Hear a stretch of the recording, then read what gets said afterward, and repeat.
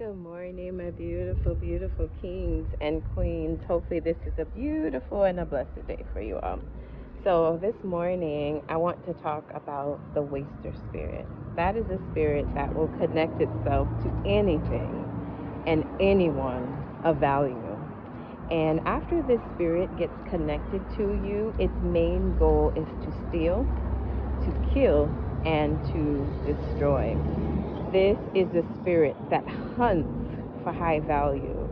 This is a spirit that searches for power, for dignity, and for honor. And after it gets the power, after it gets the dignity, and after it gets the honor, its main job now is to collect as much info as it can. And after this spirit uses this host to collect as much info as it can, it then gets to work at the destruction process. It then gets to work at the wasting. And it could be mentally wasting you, physically wasting you, emotionally wasting you, psychologically wasting you. But that is the goal of this spirit. And many people carry this spirit. We could look at the word and see where Samson and Delilah, you could see where Delilah went in, and her main goal was to find out the source of Samson's strength. It was to find out the source of Samson's power. And after Delilah found out the source of Samson's power, after Samson's strength, she got to work. And be mindful of when people come around you, anointed one, and they have too many questions, too fast, too soon. They get too personal, too quick. That is an indication of the waster spirit. The waster spirit looks for a point of access to find out strength.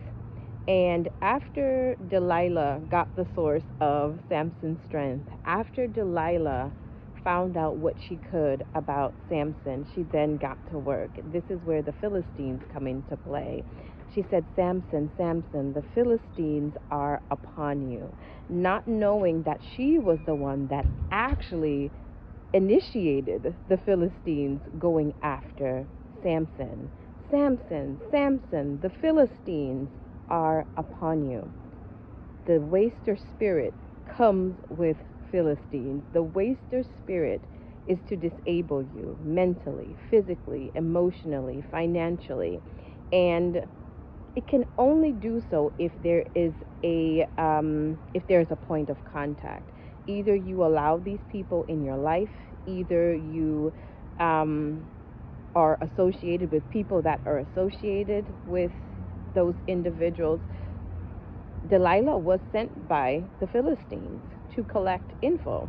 And anointed ones, those of you that are facing this spirit, the only way that you can defeat this spirit is by the word of God. The only way that you can defeat the waster spirit is standing in your power and standing in your authority. Now, even though Samson was blinded, even though Samson succumbed to the Philistines, he still took them down.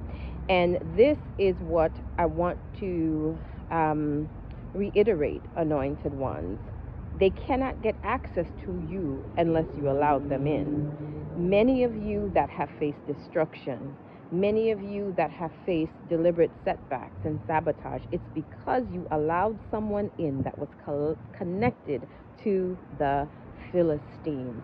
You allowed someone in that had a waster spirit or were connected to people that have the waster spirit. And these people look for high value. They look for things that stand out. They look for things that shine. In that way, they can dismantle it.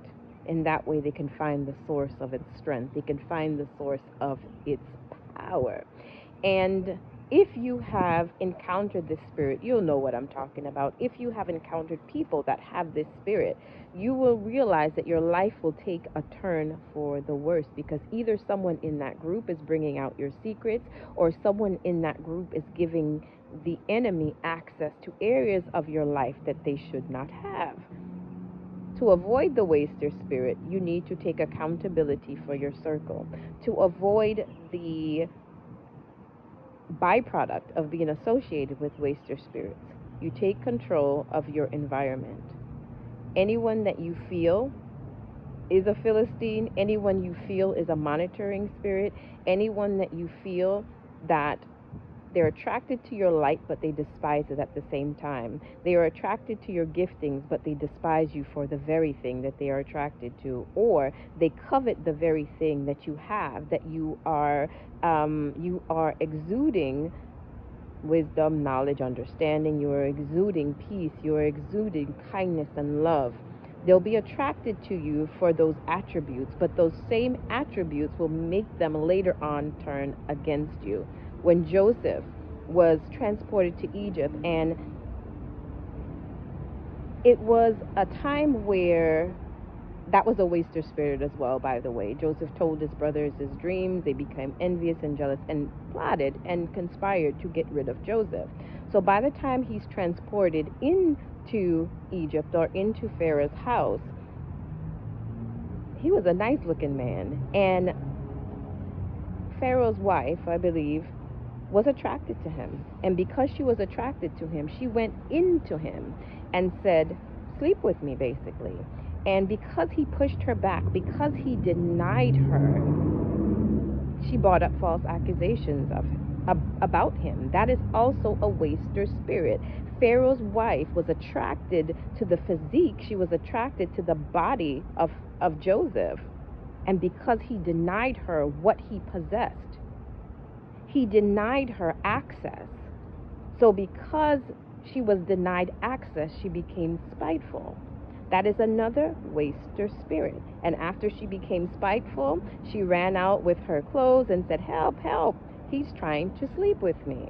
So the very thing that attracted her, the very thing that she wanted, because he drew the borderline, she wanted to destroy him for it. And that landed Joseph in a place where he didn't deserve to be.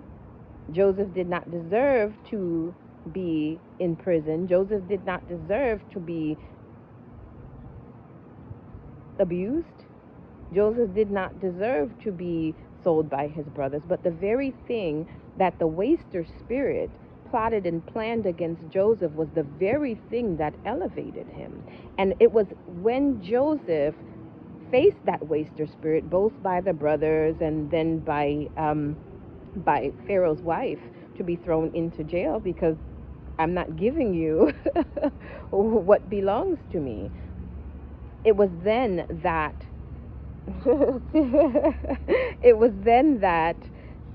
the giftings of God, or the giftings that God placed in Joseph, were able to be made manifest. It was then that the favor of God was shown in Joseph's life. So the very thing that the waster spirit comes to achieve, anointed, is the very thing that is going to elevate you. The very thing that the waster spirit comes to take from you is the very thing that God is going to multiply in your life. The brothers sold him. The wife accused him of coming after her. It landed him in some awful positions. But in that awful position, the waster spirit pushed Joseph into his calling. The waster spirit pushed Joseph into the place that God intended for him to be. If you have encountered the waster spirit, if you have encountered the spirit that comes to steal, to come to kill, and that came to destroy, just know that that is the very predicament, that is the very circumstances that is going to push you into your next level. That is the very circumstance that is going to push you into what God has for you. Take accountability when this spirit comes around. Notice, am I liked? Do they like me? Or are they just tolerating me? The waster spirit tolerates you. It does not welcome you. It does not make you feel like you belong. The waster spirit sees your strengths, searches them out, and finds a way to chip at it. It finds a way to dismantle it. So if you are around individuals and you know for sure that these individuals do not like you, they tolerate you, but yet they are curious about you. They tolerate your presence, but they don't welcome your presence.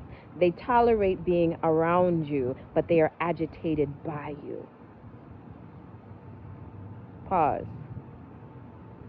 Acknowledge what you are seeing. Acknowledge that I'm just being tolerated. I am not being celebrated. Pause and withdraw yourself. Slowly start to withdraw yourself and get away from the waster spirit, because the waster spirit kills destiny. The waster spirit kills assignment. The waster spirit, it dethrones. That's what the waster spirit does. It dethrones. When you're dealing with, also, the waster spirit is also a Jezebelic spirit. That spirit will kill anything or anyone that is of God. That spirit looks for the gifting. That spirit looks for the authority. That spirit looks for the power, and then issues decrees against it, issues judgments against it to destroy it. Anointed ones, pray against the waster spirit. I pray that every one of you that is listening to me, may you become free from that spirit, that waster spirit that wants to keep you in bondage, that waster spirit that sees your gifts, wants your gifts, but will not acknowledge you. Anointed one, may you be free of that. May you be free of shame. May you be free of pain. May you be free of the things that you have bottled on the inside of you that you need healing from. May you be free of that. May you be free of other people's opinions and other people's projections. The fact that the waster spirit attached itself to you says a lot. Says that you're carrying something. It says that there's destiny yet to be birthed. It says that there is greatness. A lot of you guys are about to birth what that waster spirit was trying to take from you. A lot of you guys are about to give birth to that baby that you have been carrying, that spiritual baby that you have been carrying. And that's what the waster spirit was after. Be encouraged. Don't let anybody stop you. And if you fell victim to the waster spirit, learn. Acknowledge it and learn, and do not repeat the same cycles. And also forgiveness. You have to forgive yourself, and you have to forgive those that were around you, that saw your greatness, that saw your glory, but could not honor you. Anointed one, in this season, may you be free from the waster spirit. Love you guys. Have a beautiful and blessed day, and always, always be kind.